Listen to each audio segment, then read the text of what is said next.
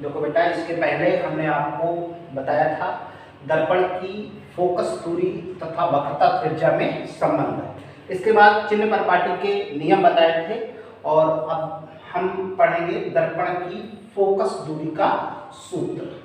तो दर्पण की फोकस दूरी का सूत्र, फोकस दूरी का सूत्र। अब हमारे जो गोलीय दर्पण हैं वो दो है, एक उत्तल दर्पण है और दूसरा अवतल दर्पण है। तो हम किसी एक दर्पण से निकालेंगे, मान लेते हैं हम अवतल दर्पण के लिए निकालते हैं। तो ये हमारा अवतल दर्पण है, यानी गोलीय अवतल पृष्ठ है। इसके धंसे हुए भाग पर चमकदार है और उभरे हुए भाग पर क्या है, पालिश है। इस दर्पण का ये मुख्य अक्ष है और ये मध्य बिंदु वाला भाग पोल है। अब जो भी वस्तु होगी इसके मुख्य अक्ष के बाईं ओर रखी होगी, तो हम वस्तु को इस दर्पण के मुख्य अक्ष के बाईं ओर मान लेते हैं कि हमारी वस्तु O डैश है। अब ये वस्तु मुख्य अक्ष के बाईं ओर रखी है। वस्तु से प्रकाश की दो किरणें निकलती हैं, एक सीधे दर्पण पर गिरती है और दर्पण पर गिरने के पश्चात ये किरण हमारी फोकस से होकर के वापस आती है। इस तरह से फोकस से जाएगी, ये हमारा फोकस है। और दूसरी किरण जो निकलती है ये प्रकाशिक केंद्र से होकर के जाती है इस तरह से, और फिर इस पृष्ठ से टकराती है। तो ये प्रकाशिक केंद्र, सॉरी कह रहे हैं कि ये वक्रता केंद्र से होकर के, तो वक्रता केंद्र से होकर जाने वाली किरण और सीधे जाकर फोकस से होकर के जाने वाली किरण जिस बिंदु पर काटती है वहीं पर हमारा ये प्रतिबिंब बनता है I डैश। ठीक है, ये बिंदु अगर यम है, यहां से हम अभिलंब डाल दें इस तरह से, तो ये एम हो जाएगा। एफ से एन के बीच की जो दूरी होगी ये हमारी फोकस दूरी होगी। चिन्ह परिपाटी के नियमानुसार बाईं ओर की ली गई दूरियां ऋणात्मक, दाईं ओर की ली गई दूरियां धनात्मक, मुख्य अक्ष से ऊपर की ओर ली गई दूरियां धनात्मक, जबकि नीचे की ओर ली गई दूरियां ऋणात्मक होती हैं। तो ये फोकस हो गया, यहाँ माइनस का होगा। ये P से I के बीच की दूरी प्रतिबिंब की दूरी होगी, ये भी बाईं ओर है, ये भी ऋणात्मक होगी। और ये O से P के बीच की दूरी हमारी वस्तु की दूरी होगी, ये भी बाईं ओर है, ये भी ऋणात्मक होगी। ठीक है, अब हमें फोकस दूरी का सूत्र निकालना है, तो इसी किरण आरेख की सहायता से हम निकालेंगे। तो देखो, इस किरण आरेख से, किरण आरेख से ध्यान से देखिए। अब हम ये दो त्रिभुज पहले लेते हैं। एक त्रिभुज हमारा होगा O डैश C और दूसरा त्रिभुज हमारा हो जाएगा I डैश C। ये O डैश C और ये त्रिभुज हमारा क्या होगा I डैश C। अगर ये दोनों त्रिभुज किसी तरह से समरूप सिद्ध हो जाए तो हम समरूप त्रिभुज की कंडीशन लगा देंगे। किसी एक त्रिभुज की दो भुजाओं का अनुपात दूसरे त्रिभुज की उन्हीं दोनों भुजाओं के अनुपात के बराबर होता है। तो यहां से हम देख लेते हैं कि कोण O डैश OC, यानी ये कोण O और इधर ये कोण I, दोनों एक समकोण है, ये बराबर है कोण I डैश IC, ये एक समकोण है। दूसरा ये कोण C दोनों में है, तो कोण OCO डैश ये बराबर कोण है ICI डैश, ये कोण हमारा शीर्षाभिमुख है। तो ये शीर्षाभिमुख हो गया। तो किसी भी त्रिभुज के अगर दो कोण आपस में बराबर हैं तो तीसरा कोण निश्चित रूप से बराबर होगा। इसलिए दोनों त्रिभुज हमारे O डैश और I डैश समरूप त्रिभुज हो गए। तो त्रिभुज O डैश C ये समरूप त्रिभुज हो गया I डैश C। तो ये दोनों समरूप हो गए। जब समरूप त्रिभुज हो गए तो हम समरूप त्रिभुज की कंडीशन लगाएंगे। अब समरूप त्रिभुज की कंडीशन क्या होती है कि किसी एक त्रिभुज की दो भुजाओं का अनुपात दूसरे त्रिभुज की उन्हीं दोनों भुजाओं के अनुपात के बराबर होता है, तो यहाँ से ओ डैश अपान ओ सी। इसी तरह से यहाँ से हम I dash upon I C, O dash upon O C, I dash upon I C, यानी ओ डैश अपान ओ सी लंब बटे आधा, इसमें लंब बटे आधा। तो यहाँ से अगर इसको हल करेंगे तो O dash upon I dash equal to O C upon I C. ये हमारा समीकरण 1 हो गया।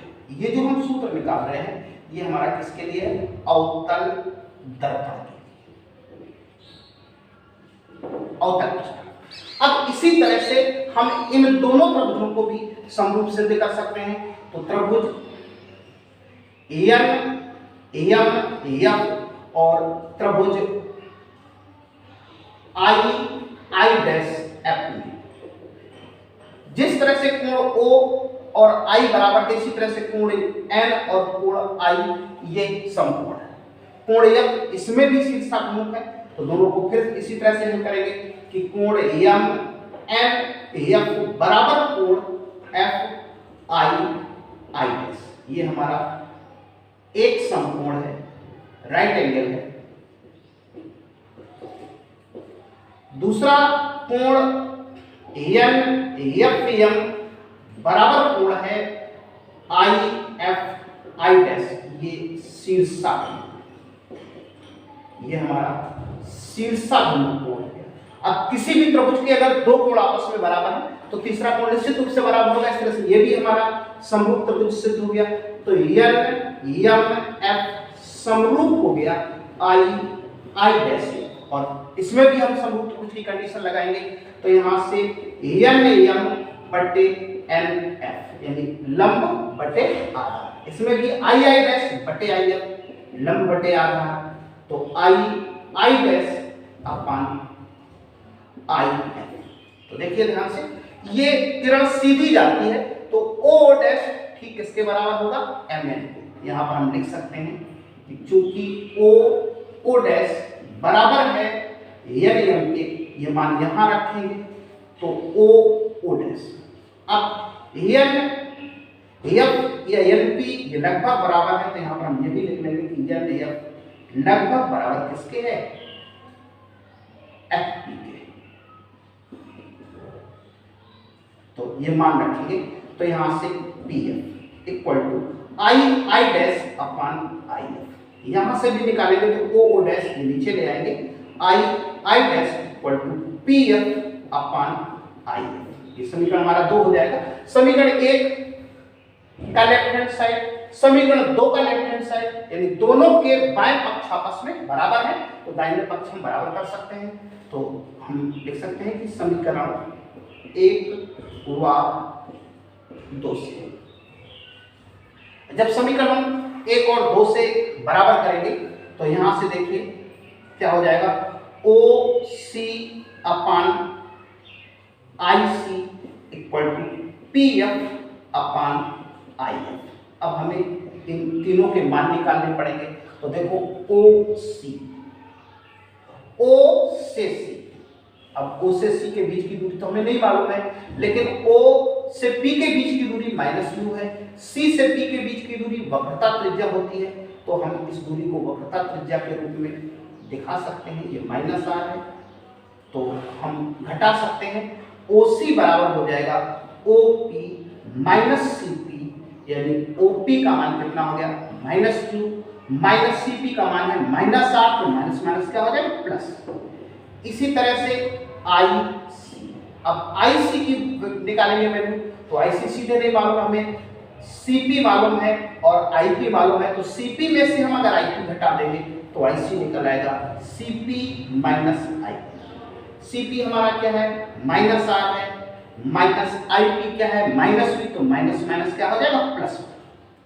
इसी तरह से P से F के बीच की दूरी निकालेंगे तो P से F के बीच की दूरी हमारी फोकस दूरी F हो जाएगी, ये हमारी दर्पण की फोकस दूरी हो गई। और IF का जब मान निकालेंगे तो यहां से हम IP में से FP को घटा देंगे, तो IP माइनस FP।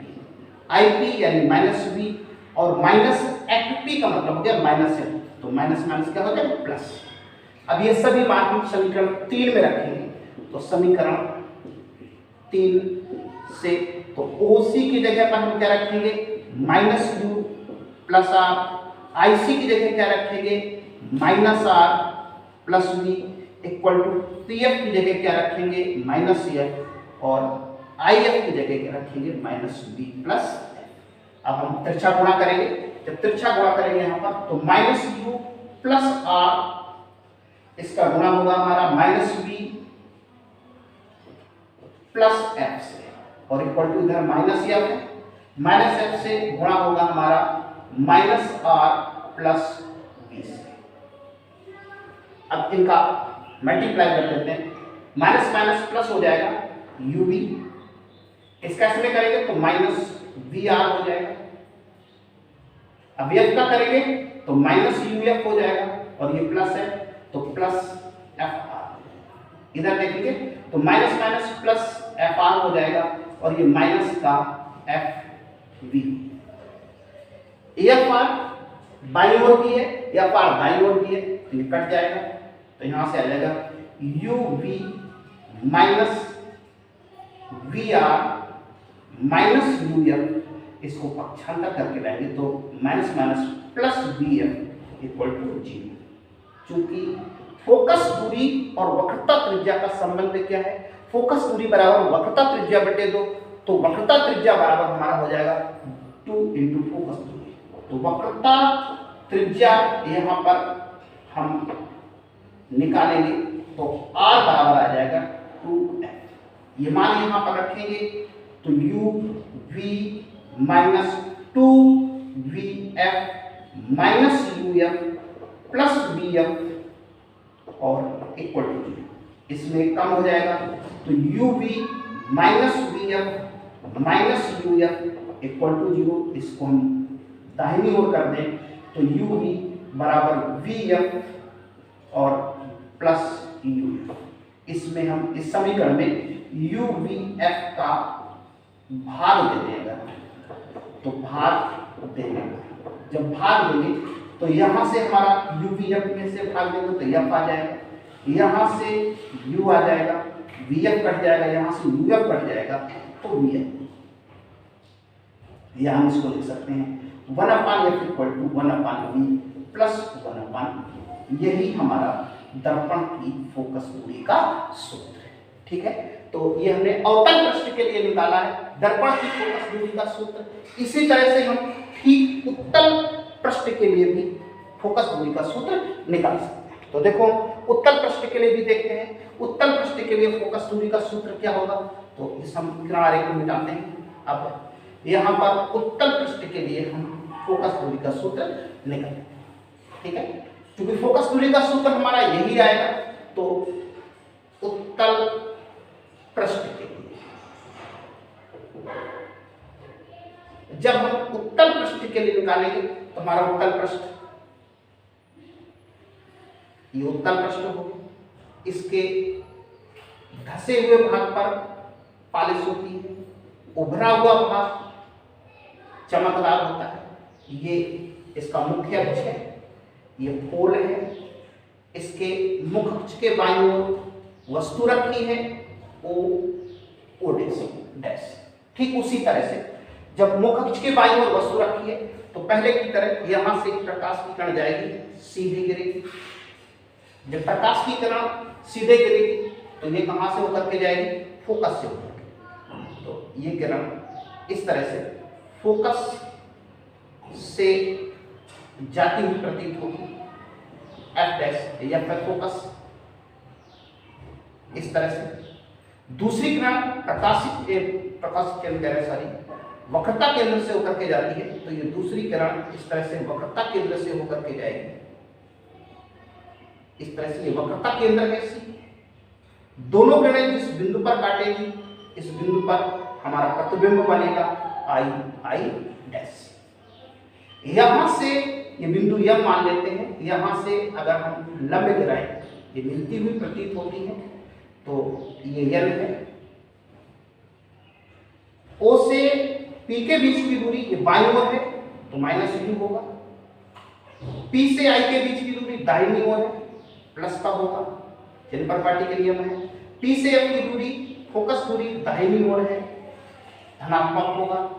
P से C के बीच की दूरी, चूंकि वक्रता केंद्र है और वक्रता केंद्र से ध्रुव के बीच की दूरी वक्रता त्रिज्या होती है, तो ये भी हमारी कैसी होगी, धनात्मक। ठीक है, अब हम इसको फिर से इसी तरह से हल करते हैं किरण आरेख की सहायता से। इसी किरण आरेख से इसको हल करेंगे। तो पहले भी हम त्रिभुज जो लिए थे ठीक वही त्रिभुज इसमें भी लेंगे, O डैश C और I डैश। जब दोनों त्रिभुज लेंगे तो O कोण और I दोनों 90। तो यहाँ पर वही हम लिख सकते हैं कि कोण O डैश OC बराबर कोण I डैश IC, ये एक समकोण हो गया। लेकिन दूसरा कोण हमारा OC O डैश या IC I डैश ये कॉमन एंगल है, तो ये कॉमन एंगल है दोनों में। ये हमारा यहां पर कॉमन एंगल है ना। तो अब जब ये कॉमन एंगल हो गया, हमारा कॉमन है दोनों में, इसके बाद ये हमारा त्रिभुज कैसे हो गए, समरूप त्रिभुज हो गए। तो त्रिभुज O डैश C और त्रिभुज I डैश C ये कॉमन हो गए, समरूप त्रिभुज हो गए। जब समरूप त्रिभुज हो गए तो इसकी फिर से हम कंडीशन लगा देंगे, O डैश बटे OC equal to I dash upon IC। अब यहां से I डैश हमने फिर से ले लिया, यानी हमें थोड़ा सा परिवर्तन करना पड़ा, वही हमें समीकरण चल गया। आगे हम फिर वही दोनों त्रिभुज लेते हैं, M दूसरा I डैश। इसमें से कोण M और कोण I दोनों राइट एंगल है, दोनों हम लिख लेते हैं राइट एंगल, एक समकोण है।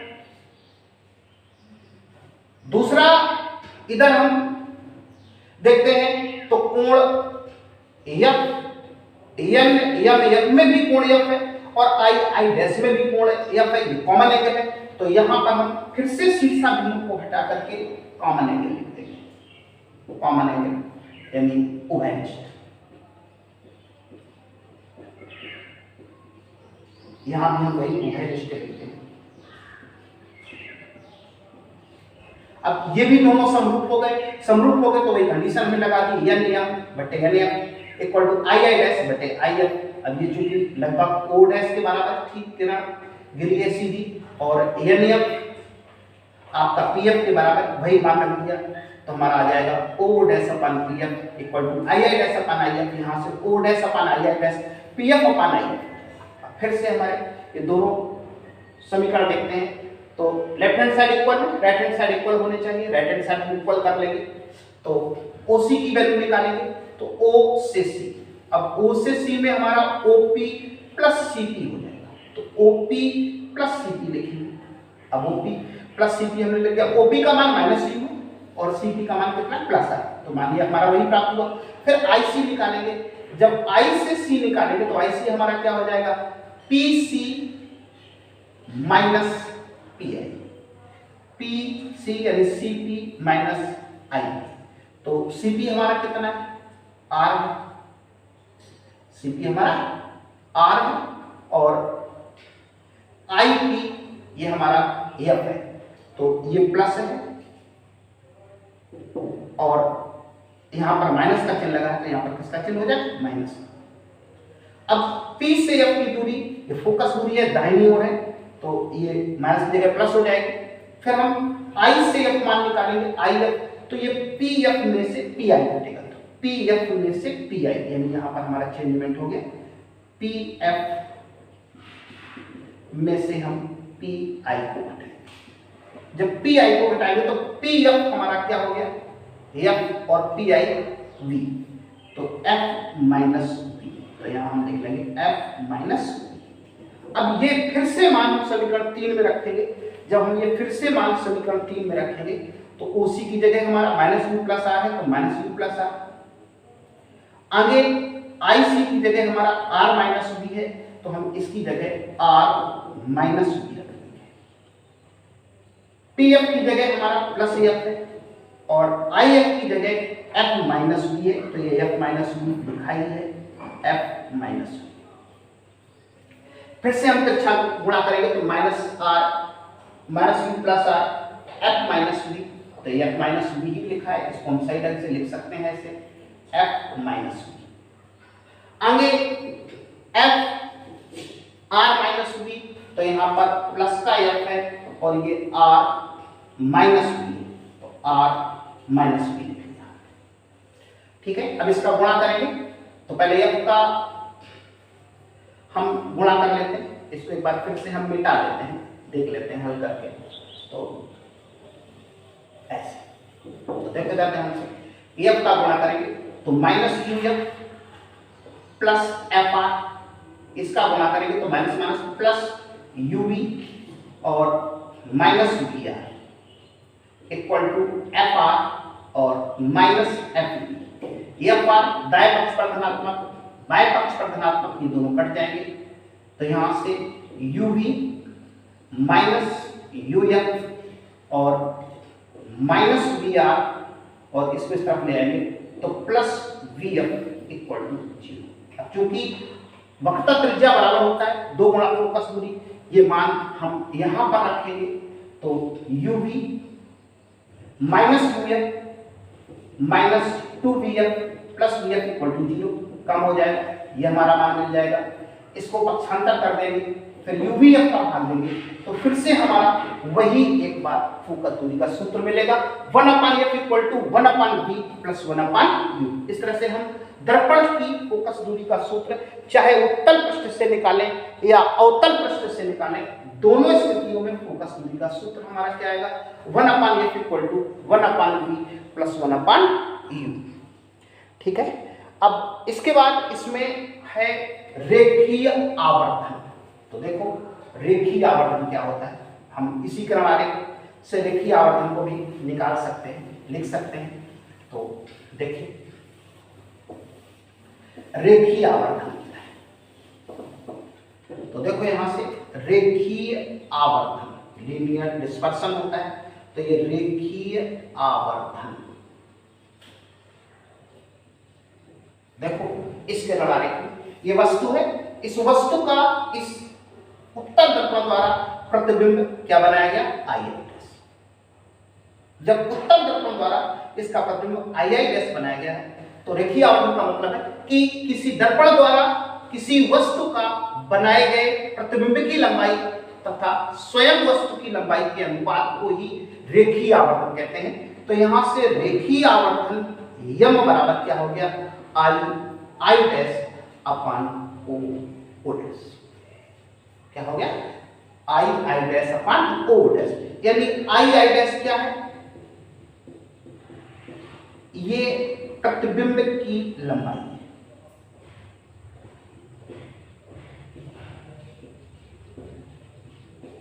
और ओ डैश क्या है, ये वस्तु की लंबाई है। तो हमारी परिभाषा क्या है कि किसी दर्पण द्वारा किसी वस्तु का बनाए गए प्रतिबिंब की लंबाई तथा स्वयं वस्तु की लंबाई के अनुपात को ही रेखीय आवर्धन कहते हैं। तो ये हमारा रेखीय आवर्धन का सूत्र हो गया। अब इसको हम आगे बढ़ा सकते हैं कि आई डैश अपान ओ डैश। अब प्रतिबिंब की दूरी बटे वस्तु की दूरी भी हो सकता है, तो प्रतिबिंब की दूरी भी है और वस्तु की दूरी कितनी है माइनस, तो हमारा ये भी सूत्र हो जाएगा। देखिए ओ डैश मुख अक्ष के ऊपर है, आई डैश भी मुख अक्ष के ऊपर है, तो दोनों धनात्मक हो गए। अब अगर हम दूरियां देखते हैं तो वस्तु दर्पण के बाईं ओर है इसलिए ऋणात्मक हो गया और प्रतिबिंब दाईं ओर है इसलिए धनात्मक हो गया। तो ये जहां v प्रतिबिंब की दूरी हो गई और u वस्तु की,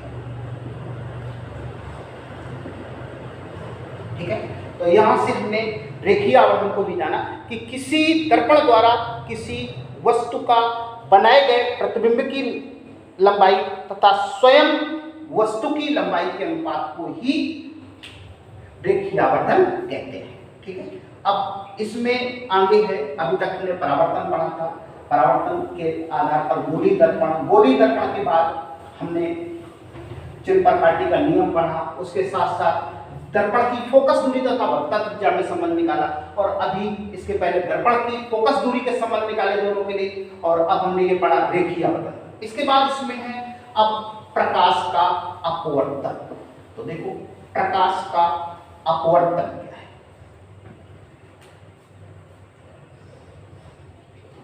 प्रकाश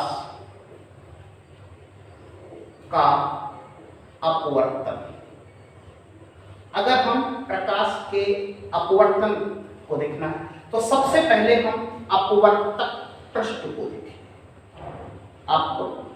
अपवर्तक पृष्ठ, ये अपवर्तक पृष्ठ क्या होता है? अपवर्तक पृष्ठ का मतलब है कि ये एक ऐसा पृष्ठ है जो दो माध्यमों को विभाजित करता है। अगर ऊपर हमारा वायु है, नीचे कांच है, तो वायु और कांच को जो विभाजित करने वाला, अलग अलग करने वाला पृष्ठ है, उसी को हम कहते हैं अपवर्तक पृष्ठ। ऐसा पृष्ठ जो दो माध्यमों को विभाजित करता है, उस पृष्ठ जेड डैश को कुछ भी नाम दे सकते हैं, अपवर्तक पृष्ठ कहते हैं। ठीक है। अब अपवर्तन क्या होता है? अगर प्रकाश की किरण इस पृष्ठ पर गिरती है, इस तरह से आपतित हो रही है, तो निश्चित रूप से जब प्रकाश की किरण एक माध्यम से दूसरे माध्यम में जाएगी, जब एक माध्यम से दूसरे माध्यम में जाती है तो ये विचलित होती है। क्यों विचलित होती है? क्योंकि इस माध्यम में, वायु में प्रकाश की चाल और माध्यम में प्रकाश की चाल का सूत्र हमने बताया था रिफ्रैक्टिव इंडेक्स के माध्यम से, यानी अपवर्तनांक क्या होता है कि वायु में प्रकाश की चाल तथा माध्यम में प्रकाश की चाल का जो अनुपात है वो माध्यम का अपवर्तनांक है। तो यहाँ पर माध्यम है, वायु में प्रकाश की चाल, माध्यम में प्रकाश की चाल, चाल में परिवर्तन होगा, तीव्रता में परिवर्तन होगा, तरंगदैर्घ्य में परिवर्तन होगा, आवृत्ति तो नहीं बदलेगी। इसलिए निश्चित रूप से ये किरण अपने मार्ग से विचलित होगी। जो अपने मार्ग से विचलित होगी तो ये किरण अपने मार्ग से इस तरह से विचलित होगी। अगर ये विरल से सघन में जाती है तो ये अभिलंब की ओर झुक जाती है, और अगर सघन से विरल में जाती है तो अभिलंब से दूर हट जाती है, तो किरण अभिलंब की ओर झुकती है। अब अगर इसकी पहले माध्यम में चाल V1 थी तो दूसरे माध्यम में क्या हो गई? V2। ये आपतित किरण है।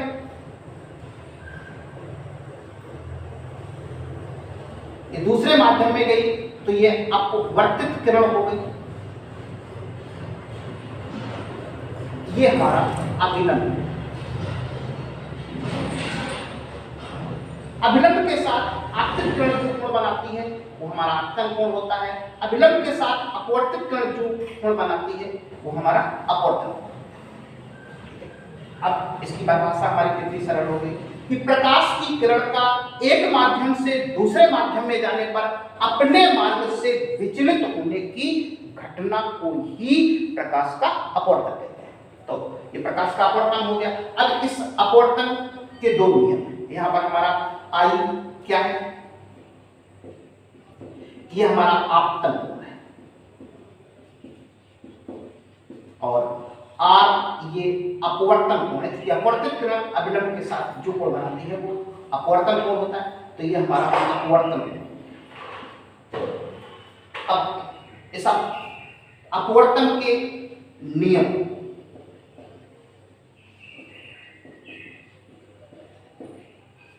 अपवर्तन के दो नियम हैं। पहले नियम में क्या है कि आपतित किरण, अपवर्तित किरण और इस बिंदु पर जो अभिलंब है, ये अभिलंब तीनों एक ही है। दूसरा नियम हमारा क्या है कि अगर प्रकाश की किरण एक माध्यम से दूसरे माध्यम में जा रही है तो इस आपतन कोण की ज्या यानी साइन और अपवर्तन कोण की ज्या यानी साइन आर, इनका अनुपात सदैव माध्यम के अपवर्तनांक के बराबर होता है। यह हमारा अपवर्तनांक है। माध्यम का अपवर्तनांक वायु से किरण गई है कहां पर? कांच। तो एयर देन ग्लास, ये वायु है और ये क्या है? कांच। तो ये अपवर्तनांक का सूत्र हो जाएगा mu air then glass equal to sine I upon sine. इसी को हम स्नेल का नियम, ये स्नेल का नियम। तो यही हमारा स्नेल का नियम है। तो ये दूसरा नियम हमारा क्या है कि अपवर्तन कोण की ज्या और अपवर्तन कोण की ज्या का अनुपात सदैव नियत रहता है, जो कि माध्यम के अपवर्तनांक के बराबर होता है। ठीक है, यहाँ पर हमारी चाल भी बदलती है, तो यहाँ पर ऐसा भी हम लिख सकते हैं V1/V2। ठीक है, तो ये प्रकाश का अपवर्तन और अपवर्तन के नियम। अब इसमें हमारा है क्रांतिक कोण। तो देखो आगे, क्रांतिक कोण, क्रिटिकल एंगल। क्रांतिक कोण क्या है कि देखिए, अब हम यही हमारा अपवर्तक पृष्ठ है, अपवर्तक पृष्ठ। अब की बार हम ऊपर सघन माध्यम लेते हैं, कांच, ग्लास, और नीचे विरल माध्यम लेते हैं, एयर यानी वायु। ठीक है, अब फिर से हम प्रकाश की किरण को आपतित कराते हैं। जब ये पहले माध्यम में प्रकाश की किरण आई, इस तरह से आपतित कराते हैं, तो निश्चित रूप से किरण अपवर्तित होगी। जब किरण अपवर्तित होगी तो इस अभिलंब से दूर हटेगी। ये अभिलंब है, तो निश्चित रूप से ये अभिलंब से दूर हटेगी। अब ये तो हमारा अपवर्तन कोण है, ये हमारा अपवर्तन कोण होगा। अगर हम इस किरण को और झुका दें तो निश्चित रूप से यह और अपवर्तित हो जाएगी। इस आपतन कोण का मान अगर हम और बढ़ा दें तो ये किरण और झुक जाएगी, और इतना झुका दें, यानी आपतन कोण का मान हम इतना कर दें कि ये अपवर्तन कोण हमारा एक समकोण का हो जाए, 90 अंश का हो जाए। जब ये अपवर्तन कोण 90 अंश का हो जाएगा तो इस आपतन कोण को ही हम क्रांतिक कोण कहते हैं। यानी ये वह आपतन कोण जिसके लिए अपवर्तन कोण एक समकोण होता है। आपतन कोण जिसके लिए अपवर्तन कोण कितना होता है, एक समकोण होता है, उसे हम क्रांतिक कोण कहते हैं। तो इस फिगर को हम स्पष्ट बना सकते हैं ऐसे, तो समझाने के लिए कि ये हमारा अपवर्तक पृष्ठ था, z डैश, इस तरह से हमने तिरछा आपतित कराई, और यह अपवर्तित होने के पश्चात कितने अंश का कोण बन गया, 1 समकोण। ये हमारा अभिलंब है।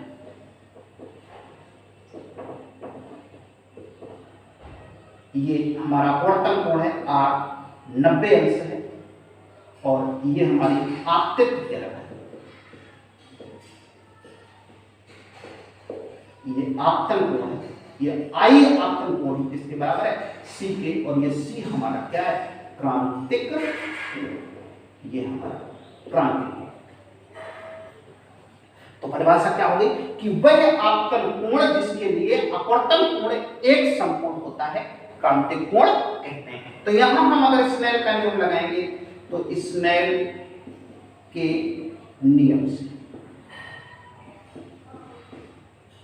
अपवर्तनांक, यहां पर ग्लास पहले, तो glass then air, sine I upon sine R. चूंकि इसमें जो हमारा आपतन कोण है, ये आपतन कोण आई सी के बराबर है, यानी क्रांतिक कोण के बराबर है, तो क्रांतिक कोण हो गया। अपवर्तन कोण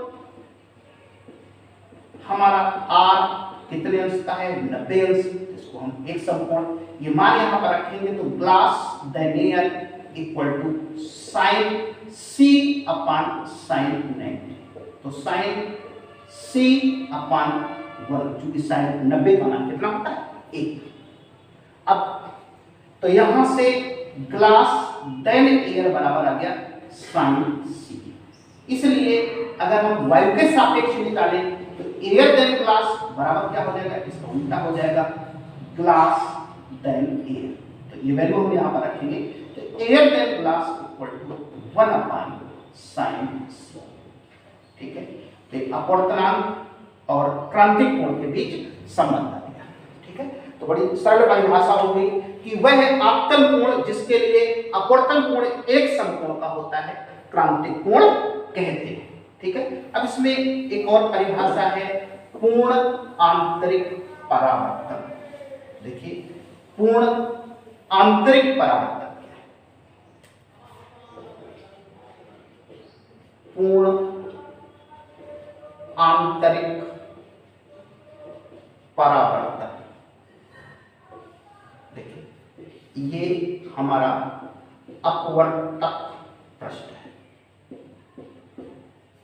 ऊपर हमारी जो ऊपर का जो माध्यम है ये कांच ही है, नीचे का माध्यम हमारा वायु है, एयर।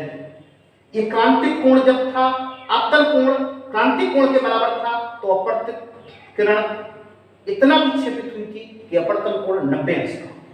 लेकिन अगर हम इसी क्रांतिक कोण का मान और थोड़ा बढ़ाएं तो निश्चित रूप से यह अपवर्तित किरण 90 से अधिक विक्षेपित होगी, यानी फिर से उसी माध्यम में वापस लौटे। तो अगर हम आपतन कोण का मान, ये जो आपतन कोण है I, इसका मान अगर हम क्रांतिक कोण C से अधिक कर दें तो निश्चित रूप से ये अपवर्तित किरण पुनः उसी माध्यम में वापस लौट आती है। ये हमारा अपवर्तन कोण उसी माध्यम में वापस लौट, तो ये घटना हमारी कहलाती है पूर्ण आंतरिक परावर्तन। कि आपतन कोण का मान यदि क्रांतिक कोण से अधिक करते हैं तो अपवर्तित किरण का पुनः उसी माध्यम में वापस लौटने की घटना को ही पूर्ण आंतरिक परावर्तन कहते हैं। ठीक है, अब इसमें एक आर्टिकल और है कि जैसे ये वायु है, इसके बाद ये कांच है और यहां फिर वायु है।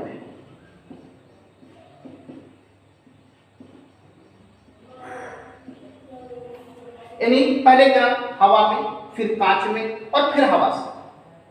अगर कई माध्यमों से होती हुई प्रकाश की किरण पुनः उसी माध्यम में प्रवेश करती है तो निश्चित रूप से निकलने वाली किरण हमारी निर्गत किरण कहलाती है।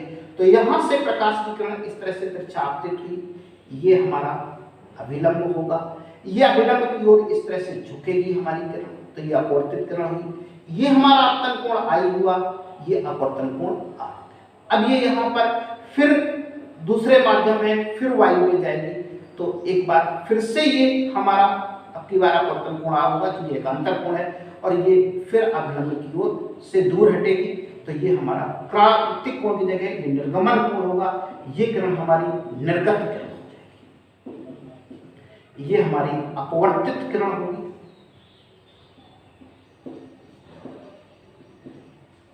और ये हमारी आपतित किरण हो जाएगी। इसमें अगर हम स्नेल का नियम लगाएं तो स्नेल के नियम से, तो देखो यहां से क्या होगा, air then glass equal to sine I upon sine. लेकिन अगर इसमें निकालते हैं कहां से, तो glass then air equal to ये हो जाएगा sine R upon sine I। अगर हम दोनों समीकरणों का गुणा करें, जब गुणा करेंगे समीकरण 1 व 2 का गुणा करेंगे आपस में, जब हम गुणा करेंगे तो क्या होगा, air then glass into glass then air equal to sine I upon sine R into sine R upon sine I। ये कट जाएंगे आपस में, तो यहां से air then glass into glass then air equal to 1, या यहां से हमारा मिल जाएगा air then glass equal to 1 upon glass then air. तो देखिए ये उत्क्रमणीयता है, देखिए वही हमने यहाँ पर प्रयोग भी किया है, air then glass equal to glass then 1 upon glass then air, और वही यहाँ पर लिख रहे हैं। ठीक है, तो ये उत्क्रमणीयता है। ठीक है, यहाँ पर प्रकाश की उत्क्रमणीयता थी। ठीक है।